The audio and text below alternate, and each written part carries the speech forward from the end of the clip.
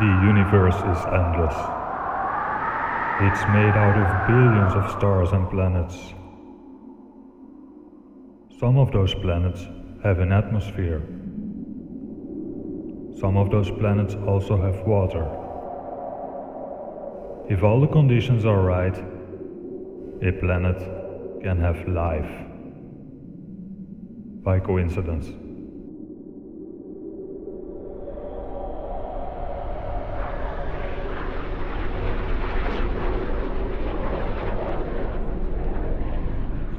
You are living on one of those planets. You evolved from monkeys into human beings.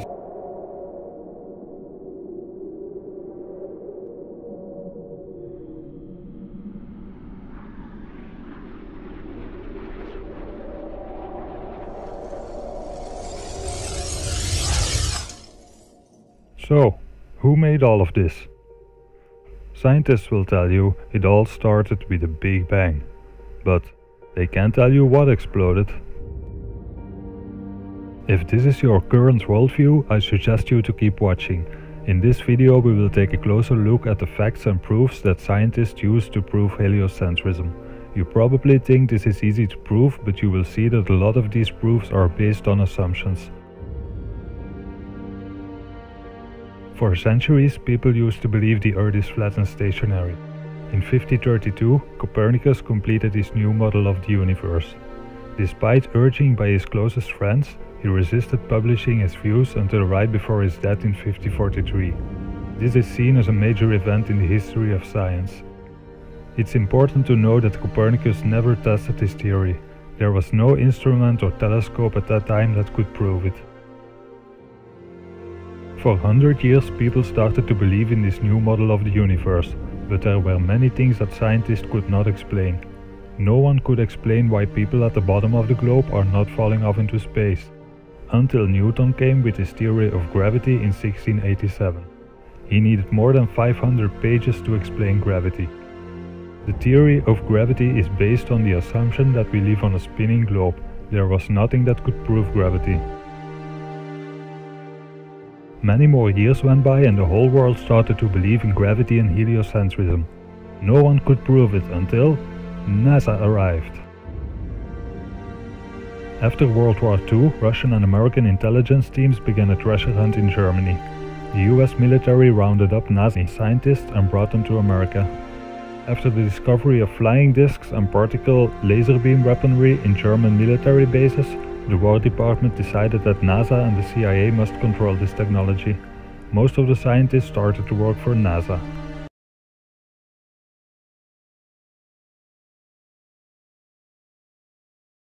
NASA landed on the moon in 1969, they proved gravity, and in 1972 they made the first picture of the globe. Let's take a look at the proof of gravity.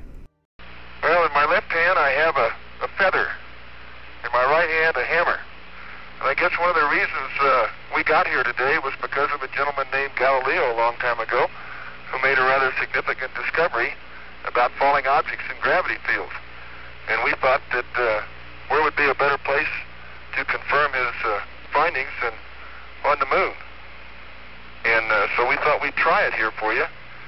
The feather happens to be appropriately a falcon feather for our falcon. And I'll drop the two of them here and hopefully they'll hit the ground at the same time. How about that? It proves that Mr. Galileo was correct in his findings. Until this day, this is still used as the official proof of gravity. Try to open the Wikipedia page for gravity and search for words like proof or evidence. You will not find it. The first picture that showed the whole globe was made in 1972 as the Apollo 17 crew left Earth's orbit for the moon. This picture has been used for over 30 years. It's in every science book and news article from before 2002. I have one big problem with this picture. This footage that was shown in a documentary aired on the BBC. And finally, the element that seals their fate. Of all the footage of Apollo 11 requested from NASA over a 5-year period, one gem was discovered just before the completion of this documentary. An old reel received by mistake. It contains the raw or unedited footage of the crew of Apollo 11, Michael Collins, Edwin Aldrin Jr. and Neil Armstrong, staging part of their mission for nearly an hour in living color, with exceptionally clear behind-the-scenes audio of conversations discussing the techniques used to achieve a disingenuous picture depicting the Earth at a distance, in order to falsely demonstrate their far journey from it and their ability to survive passing through the Van Allen radiation belts.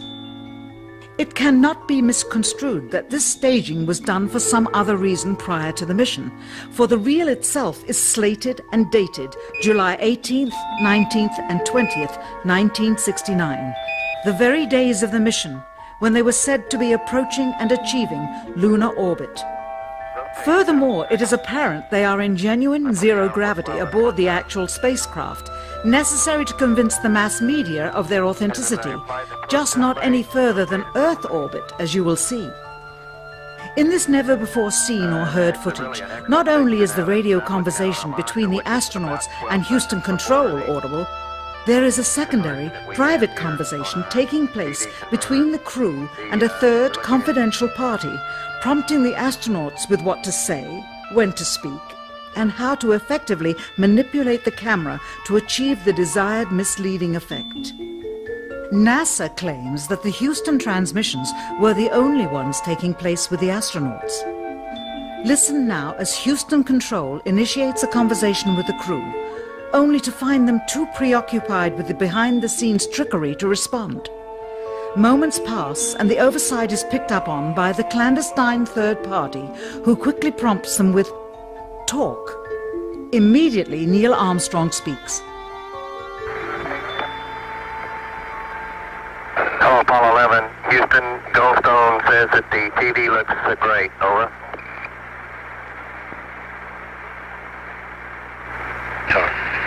Okay, Roger. We're ramming in on Earth.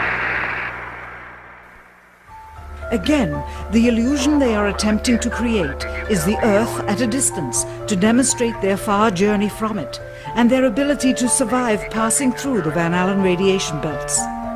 Understand, too, that only about 20 seconds of this raw footage was ever broadcast to the public, and these conversations discussing their deception were believed to be private, until now. Here they discuss that these television transmissions were in fact not broadcast live as everyone believed. They were first screened and edited for playback later. Roger, Neil, we just wanted a narrative such that we can, when we get the playback, we can sort of correlate what we're seeing. Thank you very much. Here they discuss the fact that they have turned out the lights and have blocked out sunlight from entering the spacecraft through the other windows, as to not cause any reflected light to fall onto the spacecraft's wall in the foreground. Okay, very good. Well, we shut out the sun coming in some of the other windows into the spacecraft, so it's looking through the number one window, and there isn't any reflected light. The reason this was done is so that the truth of the matter would not be revealed. It is this. Though the federal government would have you believe that this is a view of Earth from a distance out of the spacecraft's window as it nears the moon, it is not. What they have ingeniously done is placed the camera at the back of the spacecraft and centered the lens on a circular window in the foreground, outside of which it is completely filled with the Earth in low orbit. The circumference of the window then appears to be the diameter of the Earth at a distance, with the darkened walls of the spacecraft appearing to be the blackness of space around it. That is why they wanted the interior dark and blocked out the sun from entering through the other windows. Here you can see the extruded window, probably 2 inches thick at the bottom. This is because the Earth's shine is coming in at a downward angle. It also causes the Earth to appear to be an irregularly shaped circle, for you are seeing the outside of the window at the bottom and the inside of the window at the top, which together form 2 different sized halves of a circle. Subsequently, this take was never used. As they perfected the shot, a crescent-shaped piece of black material was inset slightly into the window to create the illusion of the Earth's terminator line dividing night and day. It is uncannily convincing. During this segment, intended to be edited and played back later for the worldwide television audience, dated July 18th, 1969, Neil Armstrong condemns himself as he states that he is 130,000 miles out, or halfway to the moon, as the NASA flight log also states on this date, when he is in reality in low Earth orbit of a few hundred miles. Hi, Roger, Houston, Apollo 11. Calling in from about 130,000 miles out.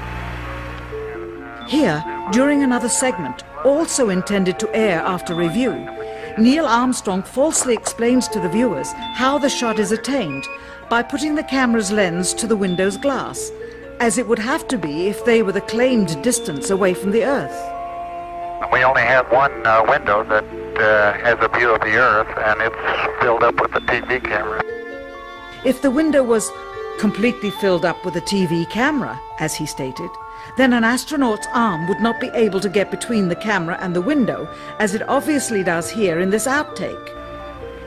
South America becomes invisible just off beyond the Terminator or inside the shadow. You can also notice how the astronaut operating the camera reacted to the mistake by attempting to pan away from it. Blue cast.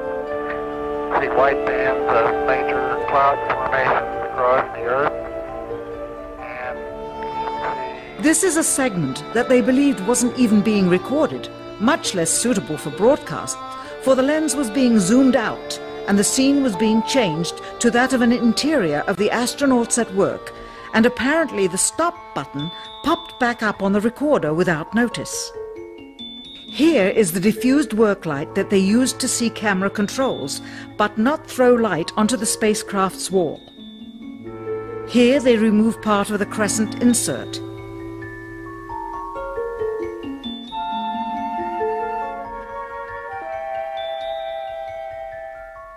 Finally, the iris is opened up and you can see the real location of the camera and the very bright and near Earth out the window. Here is the slate for the 19th of July, and the same shot of trickery on the 19th of July, and then the 20th, and the same misleading shot on the 20th. Later that evening, they were said to be walking on the moon. How can this be when they were in Earth orbit only 9 hours earlier, and the moon is some 3 days' journey away? Furthermore, if they genuinely went to the moon, why would they be faking any part of it? Why this trickery with the window? By faking being halfway to the moon, it becomes apparent that they did so because they could not even go halfway. It thus confirms that the stumbling block to their success was the lethal radiation of the Van Allen radiation belts. Since the same equipment was used on the subsequent missions in the 40 months that followed, none of them could have gone to the moon. They only increased their proficiency at staging them. When some TV viewers of the second manned mission to the moon telephoned the networks complaining that reruns of I Love Lucy were being interrupted, it became clear that for the taxpayers, once was enough. I will let you decide whether this footage is real or not. In 2002, NASA released the next Blue Marble pictures. At this point in the documentary, I had a clip from NASA, but YouTube decided to block it worldwide since April of 2016. In the video, Robert Simon, the creator of the NASA Blue Marble pictures, explains how he made those pictures. He explains that the picture is made in Photoshop with lots of different layers. Since I can't show this footage anymore, I made a 2-minute clip where I will prove to you that the NASA Blue Marble images are not photographs but computer generated images.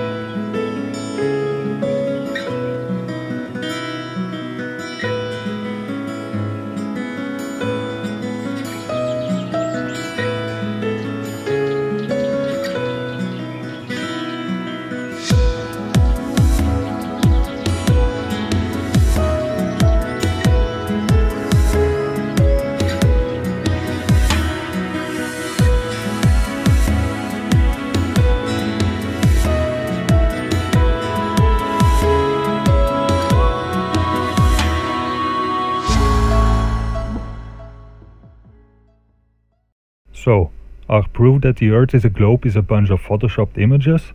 Why can we not make a normal photo from one of those many satellites? If you look at a few pictures the other space agencies released, you will find out they all make composite images. Maybe you're thinking you can't use a normal camera in space, but the Chinese claim they use the HD camera. And then there is this next problem. We don't really care much about sea level. No. If you want to be high, you're measuring your distance from the center of the Earth. From the very center of the Earth. Is that different from the center? I'm trying to give it... the very center of the Earth. So you want to find the farthest point from that center. And it turns out sea level at the equator is farther away from the center of the Earth than sea level near the poles. It has nothing to do with global warming and melting of the ice caps. Why is that? Because Earth, we know it spins once a day. Yes, thank you. 3 people know how long a day lasts here. Good for row number 2. They're off to a great start. So you spin, when you spin pizza dough, it kind of flattens out. Yeah. It gets wider in the middle. So Earth, throughout its life, even when it formed, it was spinning. And it got a little wider at the equator than it does at the poles. So it's not actually a sphere, it's oblate. And officially it's an oblate spheroid. That's what we call it. But not only that, it's slightly wider below the equator than above the equator. A little chubbier. A little chubbier. Yeah. Chubby is a good word. It's like pear-shaped. Yeah. So it turns out the pear-shapedness is bigger than the height of Mount Everest above sea level. So NASA has been showing us those perfect spheres, but now scientists say the Earth is pear-shaped? Let's just try to prove its roundness for now. Everyone has seen pictures like this. These are taken by amateurs. This proves that we live on a globe, right? Well, no, there's another big problem here. Most cameras are using a wide angle or a fisheye lens. These lenses distort the image like you can see in this video. So when you see a curved horizon in a picture, it doesn't necessarily mean it's like that in reality. There are lots of videos from planes and weather balloons on the internet. Every time you see curvature, it appears to be because of the lens. There is a lot of footage that shows no curvature at more than 100,000 feet.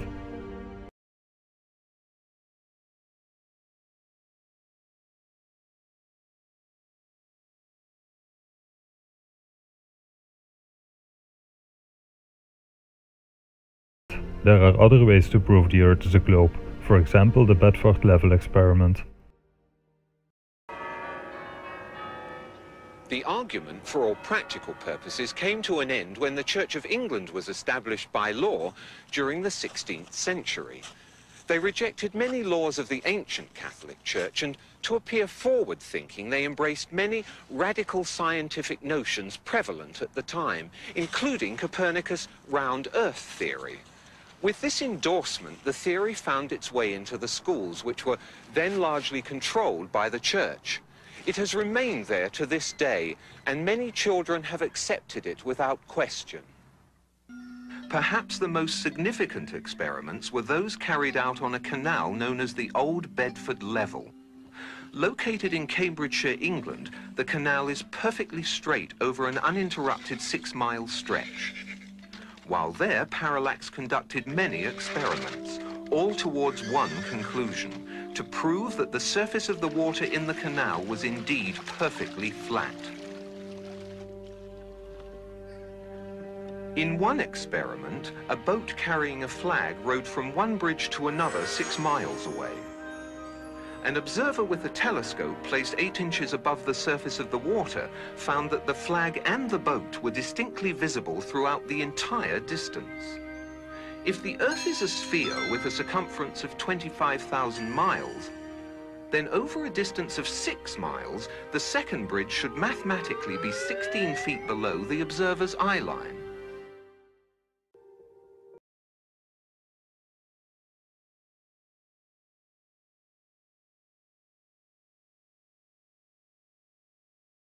Experiment was done by Matrix Decode. Subscribe to his channel, he made great videos about the flat Earth.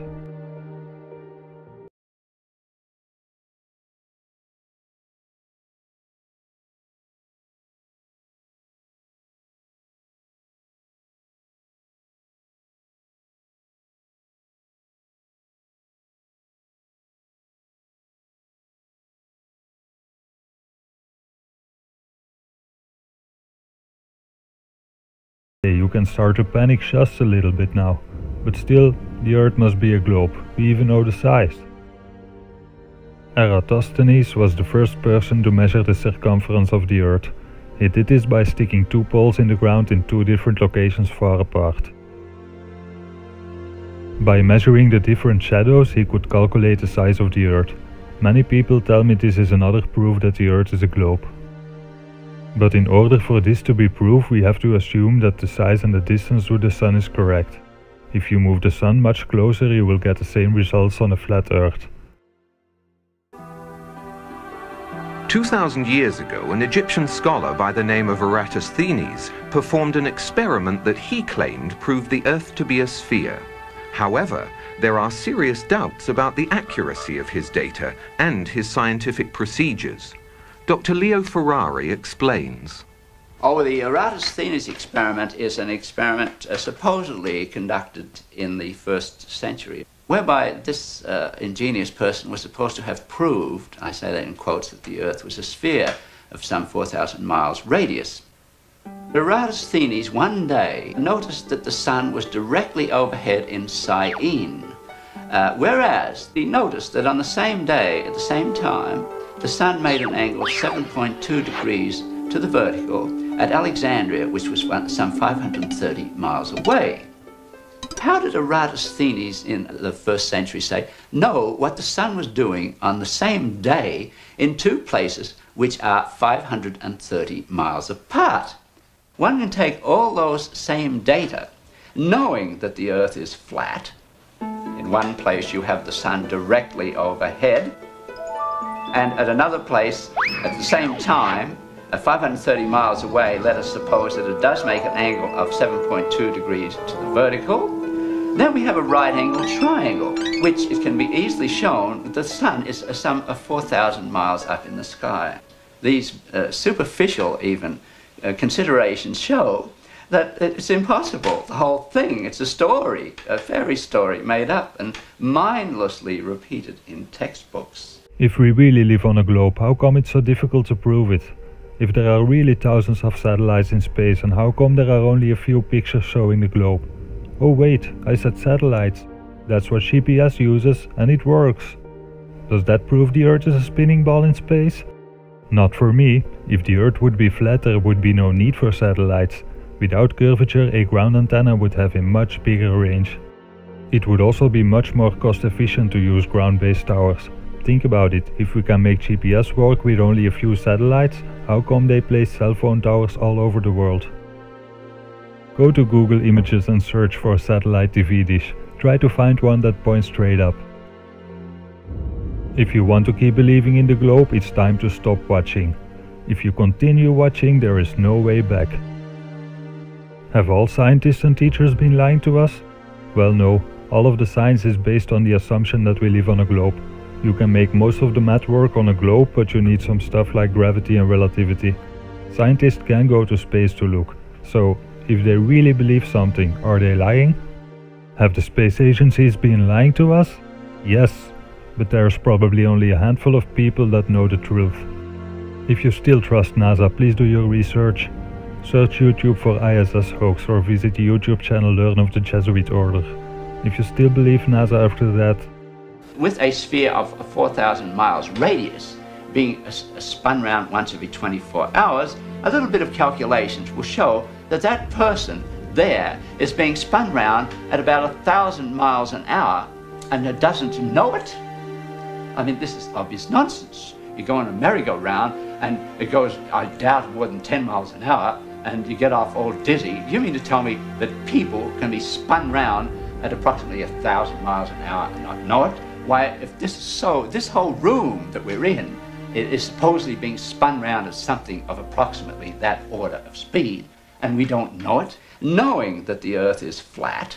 In one place you have the Sun directly overhead, and at another place, at the same time, 530 miles away, let us suppose that it does make an angle of 7.2 degrees to the vertical. Then we have a right-angled triangle, which it can be easily shown that the Sun is some 4,000 miles up in the sky. These superficial, even, considerations show that it's impossible. The whole thing, it's a story, a fairy story made up and mindlessly repeated in textbooks. The flat Earth model claims the Sun is much smaller and closer. It's like a spotlight circling above our flat stationary Earth.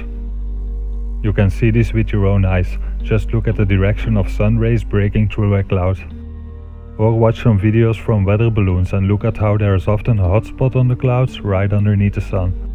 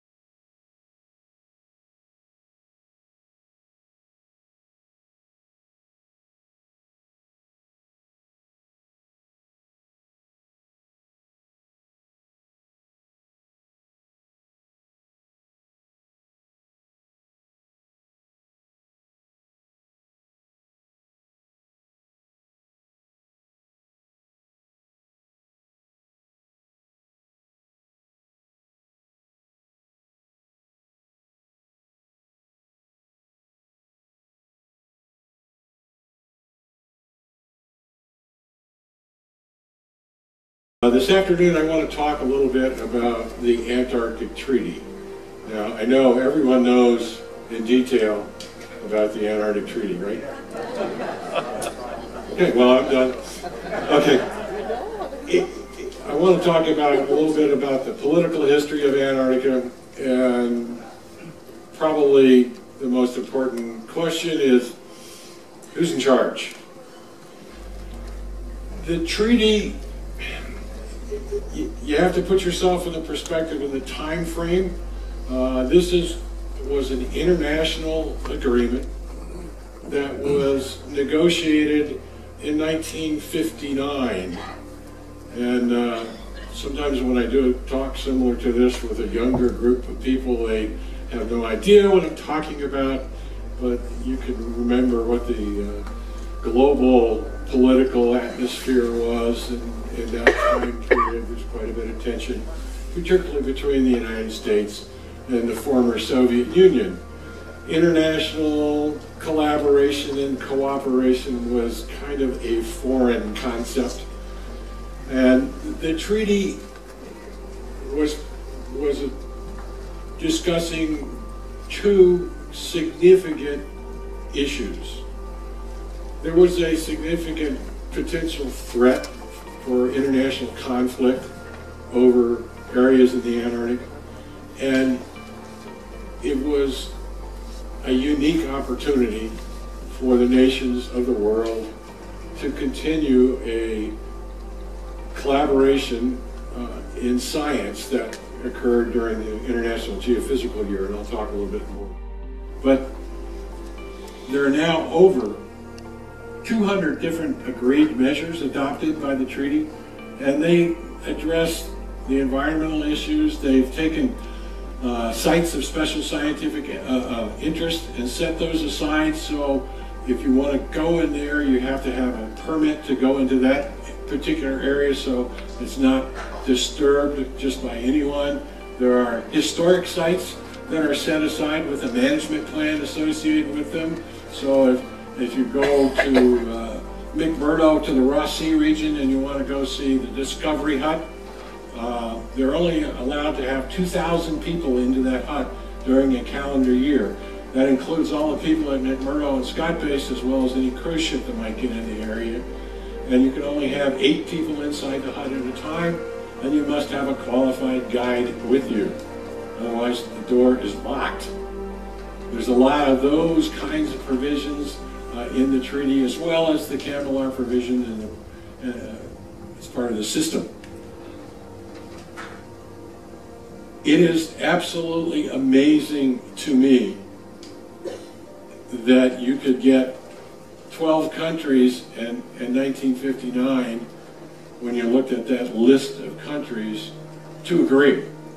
Particularly the Soviet Union and the United States, but also Chile and Argentina and Great Britain, that all had overlapping claims, and to agree. But for this system to continue today, it's truly, truly remarkable. And people always ask, why don't they copy it? And there actually are parts of the Antarctic Treaty, especially the inspections and disarmament provisions in the treaty, that are part of other international treaties today. I actually was appointed, I was reading a report from a U.S.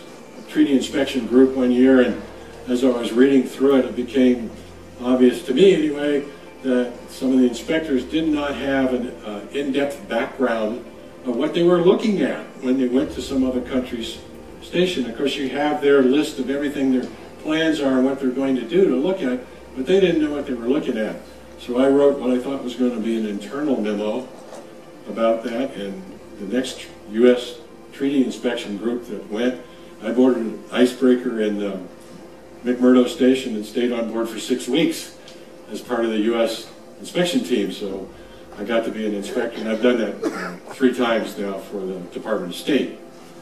Now, one of the provisions in the treaty under those environmental protocols deals with tourism. And I want to talk to you a little bit about that, because we are all going to be directly affected by that. As I said to you earlier, the area of the Antarctic Treaty that it covers is any area south of 60 degrees south. So when this ship reaches that location, we are covered under those provisions. This ship cannot burn heavy fuel south of 60 degrees. This ship cannot carry heavy fuel south of 60 degrees. So the captain and the engineers have calculated very carefully how much heavy fuel they have on board, and they will be burning that off before we get south of 60 degrees. When we are south of 60 degrees, please, no food on the outside decks. You saw some pictures of birds earlier. If the birds come in, if you're out on the deck with food, and that bird comes in, you're in violation of the Antarctic Treaty under the U.S. laws, because this company operates from a U.S. company, so they have a permit from the Environmental Protection Agency to come here. No waste over the side. So please be careful if you're outside with a container with your coffee with a lid on it, please. Be careful with the wind that doesn't get blown off. No smoking on the outside decks when we're south of 60 degrees. There'll be a location on the vessel, I believe it's a small corner in that heavily used casino on board, that you can smoke. Please be careful when you're out on deck. If you're pulling your pockets out of your parka, you're pulling your gloves out, make sure you're not dropping any trash on the deck that might blow over. It is illegal to dump anything over the side when we're south of 60 degrees. And I cannot tell you again about food, because these boys are much better at scavenging than you are, and they will come in and get you, and if they do, that's illegal. And they are well briefed.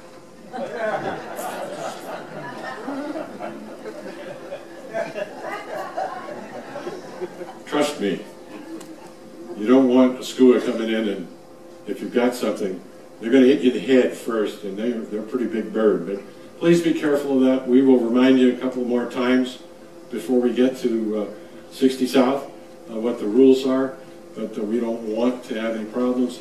This ship also operates under a permit that because of the number of passengers on board, we cannot do any shore visits.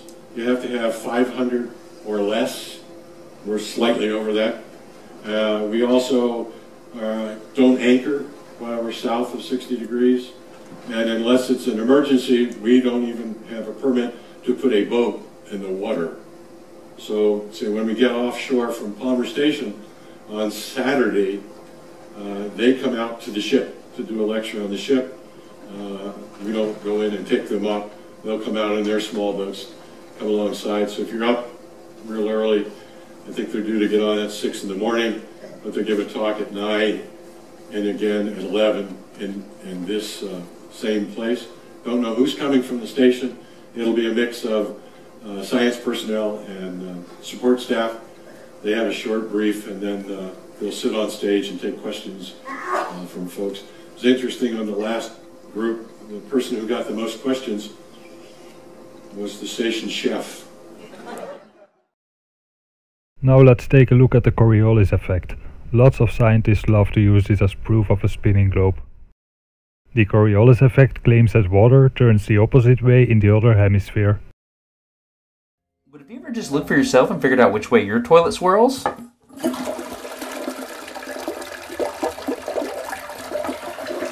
Here in Alabama, I've noticed that some turn counterclockwise and some go clockwise. You see, most toilets have little jets in it, so the swirl direction is determined by the design of the toilet and not which hemisphere you're in. Look on top and look at the lips. 1, 2, and 3.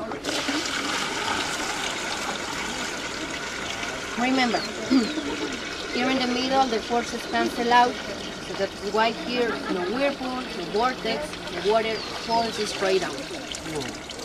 Okay? This is in the middle. But now I'm gonna make just a didactic demonstration for the south and then in north. Let's go to Australia. In Australia, there are cyclones. And those things like this. Ready?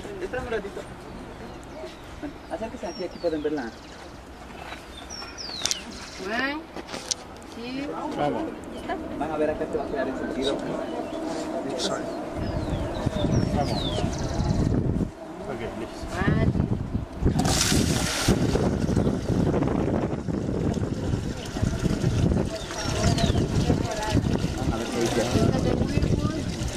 not a strong one, but the leaves are going clockwise. Cyclone, like this. Allá es el sur. Sí, en sentido horario. And this is south. Vamos a ver que allá tiene sentido Now, antihorario. let's go north. Let's go to Canada.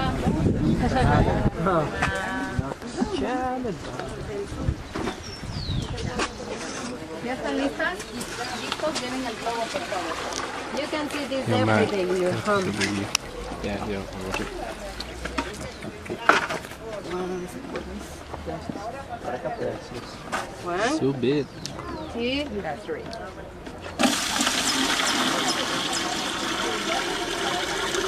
Well, it's the other way.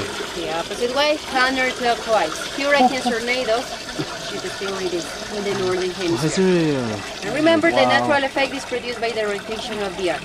And that is Coriolis effect, Coriolis acceleration. Right? So weird.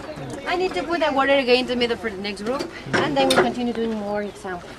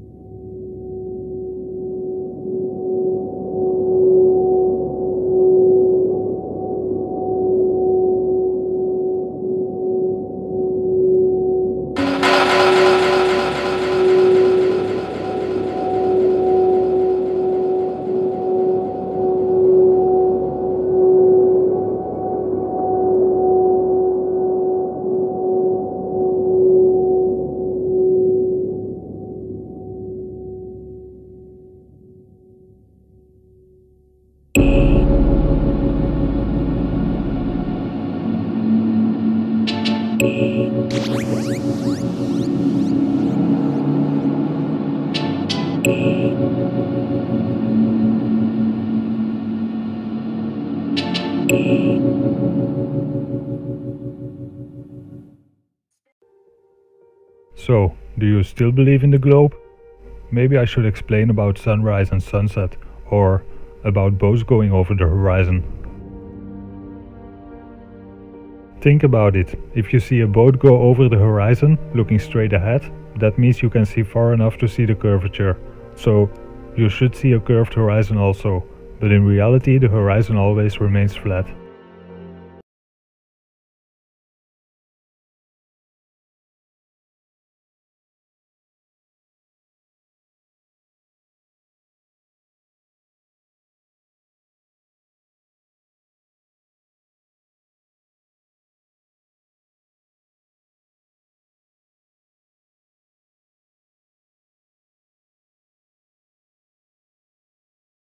Perspective. Everything converges in the center of your view. How far you can see depends on a lot of things like atmosphere and your altitude.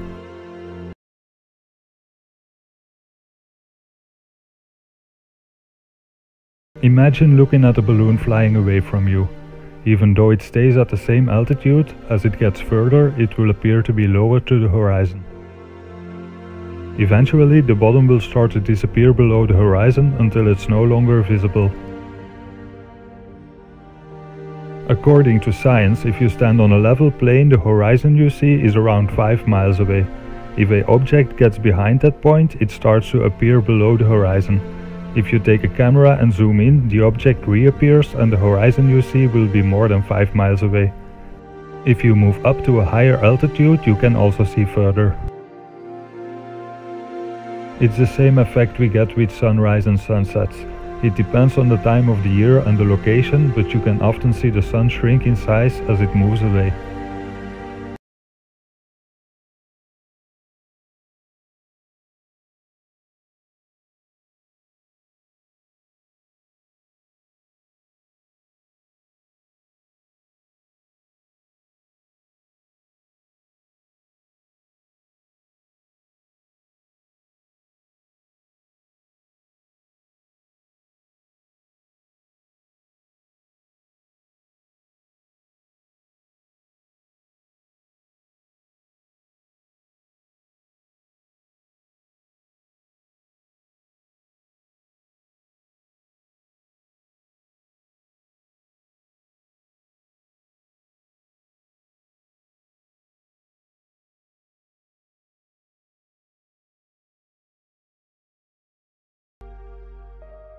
Let's look at another big problem with the globe. If you are living here, the sun will be right above you at 12 p.m. We rotate once every day and we make one rotation around the sun every year, so 6 months later at 12 p.m. there would be no sun visible in the sky.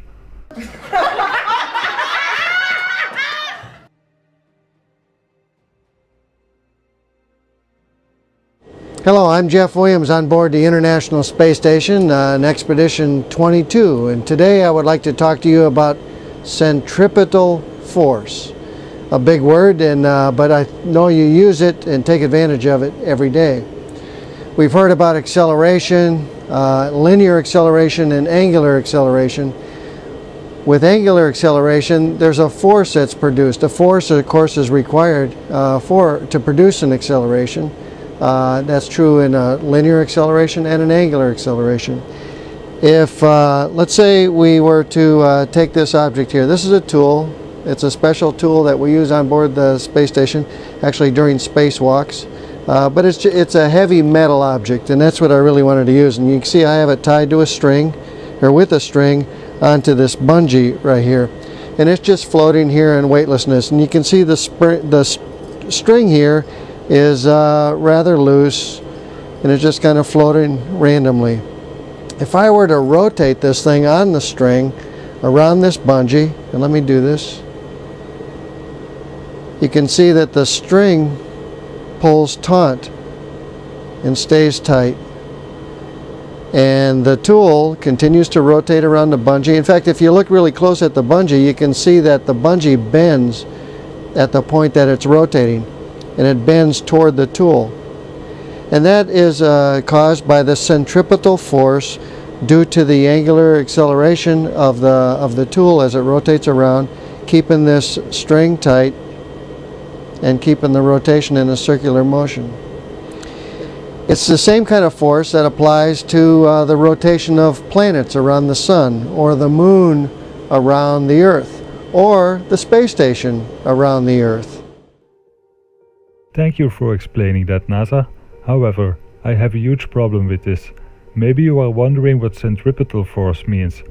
I'm sure you all know centrifugal force, the force that would make everything fly off into space if we would not have gravity.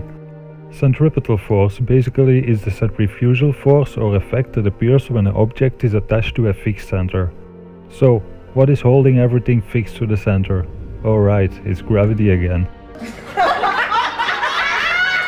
They've been talking down new sources of energy.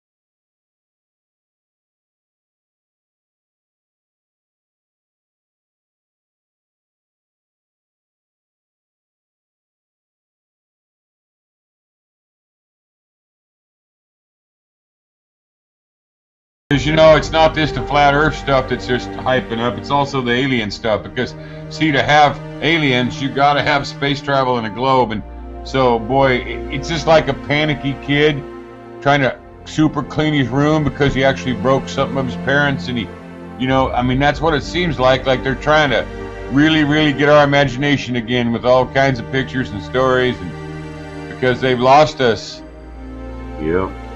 I wouldn't be surprised to see their next big false flag sign be some kind of alien related thing. Yeah, no doubt. They've been planning that one for years, and I think it's too late for them, and they got to be pissed about that.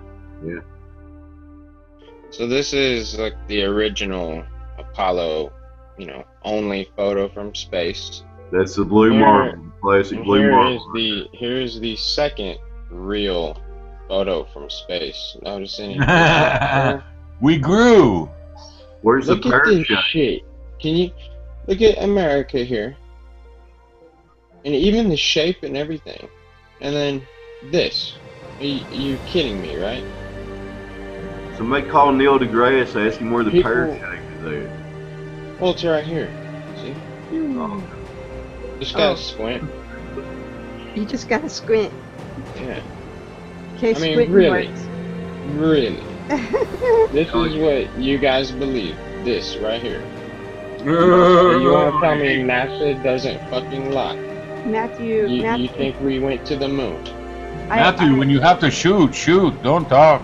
Because I said I don't feel it spin, and he's like, well, you wouldn't feel it spin. So we wouldn't feel it spin if we're used to the spin. And I had somebody else tell me that just because they don't see the C curve doesn't mean there is no curve just because they haven't seen it. You know what I mean? I don't know. Weird shit like that. We're too small to be close to see curves, right? Which one's a photo? Which one's a painting? Photo. Painting. Photo. Painting. We are being brainwashed. Kids are being brainwashed. Be the change. Think for yourself and do something about it. Go to the NASA channel and ask questions. Contact professors at universities and ask questions. Do experiments and research and believe in yourself. One person can make a big difference.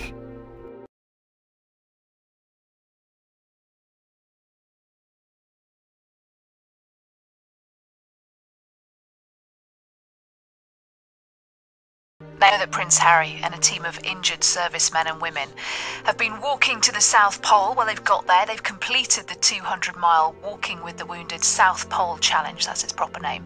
They've spent more than 3 weeks trekking through Antarctica, and this was what it sounded like at the moment when they arrived at the bottom of the world. Let's go!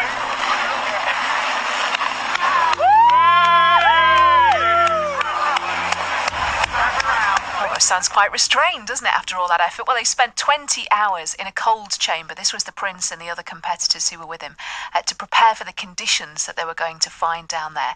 The expedition was supposed to be a race. You might remember it being billed that way before it started, but the weather became so bad as they went along that they scrapped the competitive side of things and just joined up as one big team instead. And this was how Harry reacted after completing the mission. We're here, we made it. It's Friday 13th. We've had so many things go against us.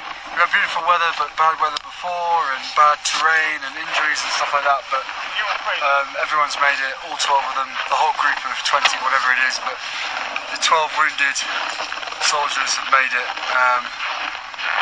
Couldn't have made it without everyone's help, especially back home. You know, the founders, Ed and Simon as well. But everyone is so happy. Everyone's touched the ball. We've all had photos. We've all had hugs, a few tears here and there. But all in all, mission success, basically. If you're wondering about that ball that he was talking about, it's the ceremonial South Pole at the Amundsen Scott South Pole Station. It's like a metal sphere on a red and white pole, and it's partly surrounded by the flags of the signatories of the Antarctic Treaty. So it's lovely for a photo, but the problem with it is it's not the real South Pole. It's about 300 metres away. So at the real South Pole, what is that? Well, there's nothing. That's the thing. You can't see. To do it properly, to cover all your bases, you have to do both. You have to do the picture with the ball, and then you have to go and kind of hang around at the exact why don't they move longitude the ball to and where latitude. the actual thing is? Well, that's a very sensible question. Something for you It's to not work one on. I can answer, Okay. but it's a very good point. Let's have a look at the weather.